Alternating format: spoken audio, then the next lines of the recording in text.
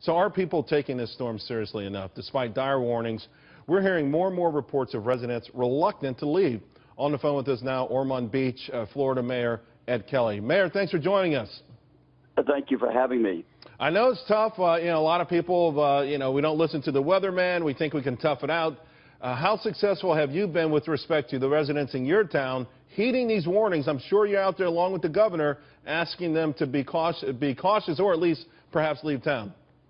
And the warnings went out very early, and thanks to the technology we have today and the tracking of the storms and giving people the warnings, they were warned 2 years ago to start voluntary evacuating, and then the mandatory was a day or so ago.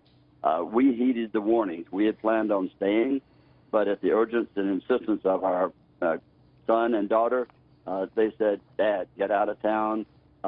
Everything is under control. Everything really, the staff, the city manager, the public works department, the first responders, all taking it stride as they know. They've been trained, doing what we can with what we know, and then you wait till the real known, which is right now in the recovery effort.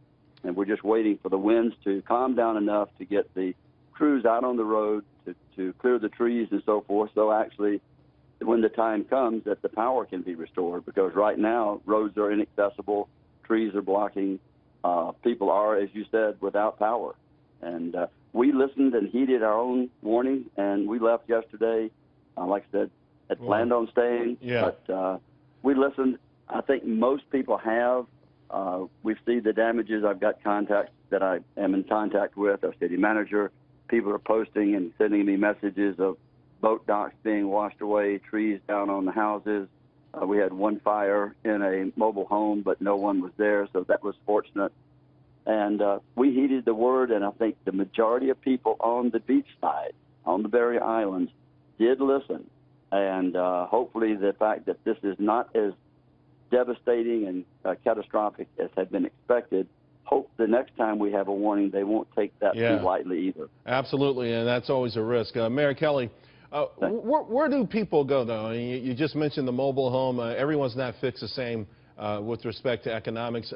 Were there designated places for people in your town to go if they moved inland? There were, okay. We had the schools were closed Thursday and Friday. The schools were opened as emergency shelters, which are safe and secure. So they were asked to go there just to bring the necessary 3-day supply of food and medicine that they need. But if they didn't have it, people, I'm sure, would take care of the food part of it, so people can be taken care of. Like you said, not everyone can even finding a place away from our area was not that easy. We had a friend, fortunately, who found one for us, and that happened to be pet friendly, which also we couldn't have left if we didn't have a pet friendly place to go. So, and we have shelters that are pet friendly as well. So there are places in our area where they can go. Several schools are opened up.